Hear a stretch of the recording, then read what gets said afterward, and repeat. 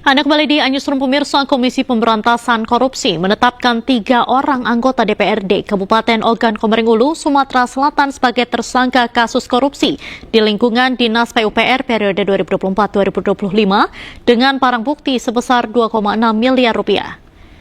3 tersangka dari jajaran anggota DPRD Kabupaten Ogan Komering Ulu, diantaranya anggota Komisi 3 DPRD OKU, Ferlan Julian Syah, Ketua Komisi 3 DPRD OKU, M. Fahrudin, dan Ketua Komisi 2 DPRD OKU, Umi Hartati.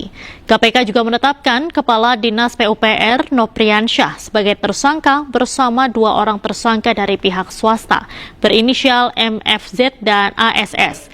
Keenam tersangka diduga secara bersama-sama melakukan korupsi di lingkungan Dinas PUPR Kabupaten Ogan Komering Ulu. Dalam operasi tangkap tangan sebelumnya, penyidik menyita uang tunai sebesar 2,6 miliar rupiah. Pada bulan Januari 2025, dilakukan pembahasan RAPBD OKU tahun anggaran 2025 agar RAPBD tahun anggaran 2025 dapat disahkan. Beberapa perwakilan DPRD menemui pihak pemerintah daerah. Kemudian pada pembahasan tersebut, perwakilan dari DPRD meminta jatah pokir seperti yang diduga sudah dilakukan. Kemudian disepakati bahwa jatah pokir tersebut diubah menjadi proyek fisik di Dinas Pekerjaan Umum dan Perumahan sebesar 40 miliar rupiah dengan pembagian nilai proyek sebagai berikut. Ya, jadi ini adalah perubahan ya untuk bisa merubah RAPBD yang ada di Kabupaten Oku. Telah ditemukan bukti permulaan yang cukup terkait dugaan tindak pidana korupsi berupa penerimaan hadiah atau janji dengan pengadaan barang dan jasa di lingkungan Dinas PUPR Kabupaten Oku sampai dengan dari tahun 2024 sampai dengan tahun 2025.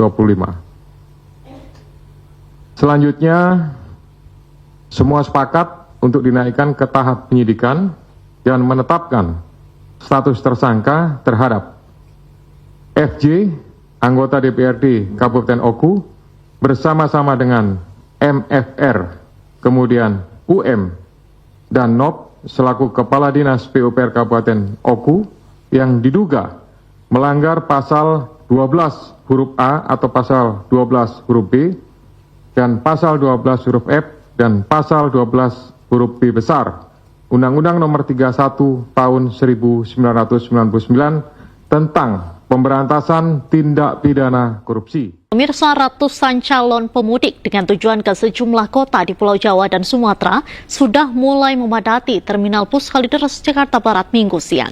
Para calon pemudik mengaku memilih pulang kampung lebih awal demi menghindari kepadatan dan kenaikan harga tiket bus jelang Lebaran.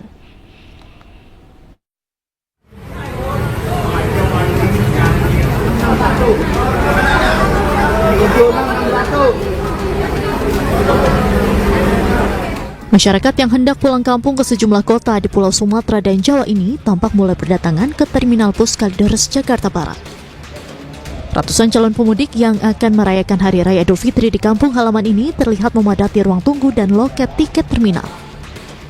Para calon pemudik mengaku memilih pulang kampung lebih dahulu demi menghindari kepadatan lalu lintas dan kenaikan harga tiket bus. Karena biar nggak terlalu rame di kapalnya juga, di jalannya juga, di bisnya juga. Iya, biar lamaan di kampung gitu. Terus di jalan juga belum rame. Kalau udah H-5 gitu kan, udah tusla juga naik dia.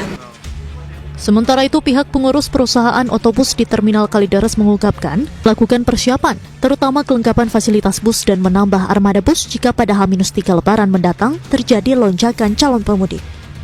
Terkait harga tiket, para pengurus PO Bus Pulau Sumatera dan Jawa juga memprediksi akan terjadi kenaikan menjelang masa angkutan mudik Lebaran Idul Fitri nanti dengan kisaran 25%. Untuk sementara persiapan di saat mudik Lebaran, kita udah mempersiapkan diri dari busnya juga dari cek and rechecknya udah komplit semua.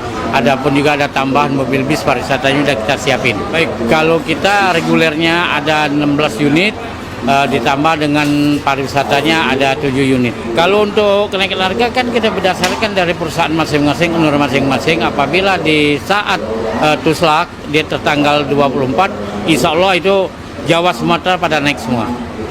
Itu diperkirakan sekitar 25%. Pihak pengelola Terminal Bus Kalideres sendiri akan mendirikan posko keamanan terpadu, kesehatan, hingga posko pengecekan kelaikan armada bus dalam menghadapi angkutan mudik Lebaran Idul Fitri 2025. Dari Jakarta, Miftahul Gani, iNews melaporkan.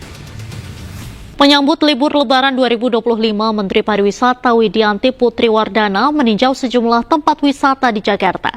Salah satunya di Taman Marga Satwa Ragunan, Jakarta Selatan.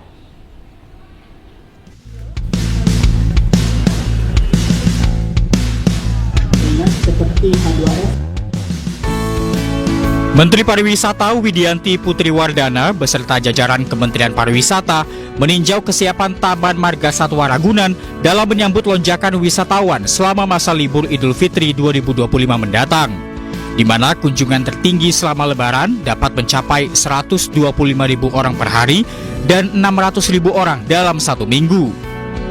Menpar memastikan sarana dan prasarana serta sejumlah fasilitas pendukung di Taman Marga Satwa Ragunan dapat berfungsi dengan baik, di antaranya tiketing, toilet, dan tempat pengelolaan sampah.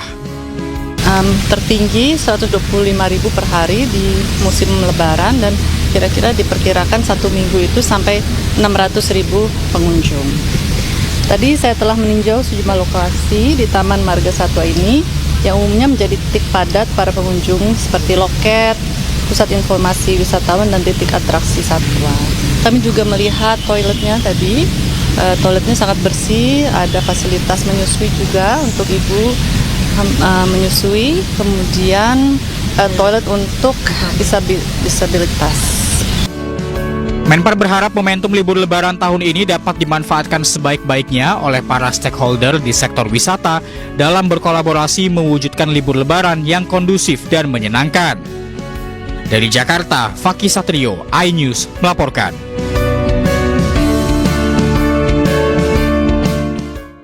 Pemirsa, Menteri Perdagangan Budi Santoso mengunjungi Pasar Ciracas, Jakarta Timur untuk memantau harga bahan pokok jelang Lebaran. Menteri Perdagangan juga memeriksa keberadaan minyak goreng minyak kita.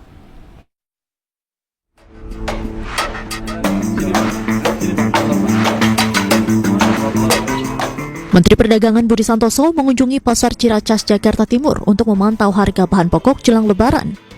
Kunjungan Mendak kali ini untuk memastikan bahwa pasokan bahan pokok aman dan terkendali selama bulan puasa hingga Hari Raya Idul Fitri.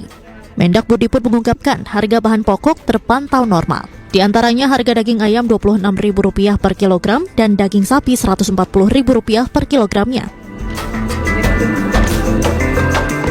Dalam sidak tersebut, Mendak Budi juga membeli minyak goreng minyak kita 1 liter untuk dilakukan pengecekan apakah isi dalam kemasan sesuai dengan informasi takaran volume dalam kemasan.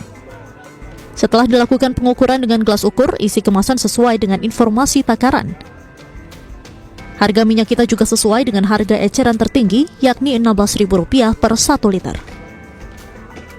Jadi cenderung harga-harga normal.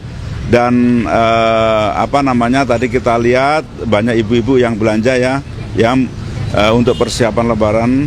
Jadi sekali lagi terima kasih kepada teman-teman, kepada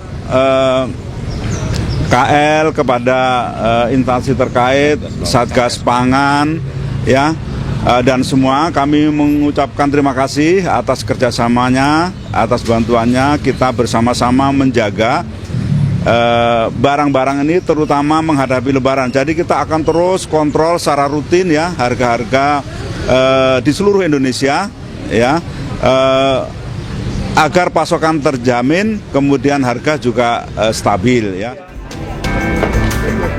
Diketahui sidak dilakukan untuk memantau pergerakan harga bahan pokok di pasar, khususnya menjelang Hari Raya Idul Fitri. Dari Jakarta, tim liputan iNews melaporkan. Pemirsa, kapal patroli TNI Angkatan Laut Lanal Tanjung Balai Asahan menggagalkan penyelundupan 71 orang TKI ilegal ke Malaysia di perairan Batubara. Sejumlah ABK dan nahkoda terjun ke laut hindari tangkapan petugas. Berhenti. Stop.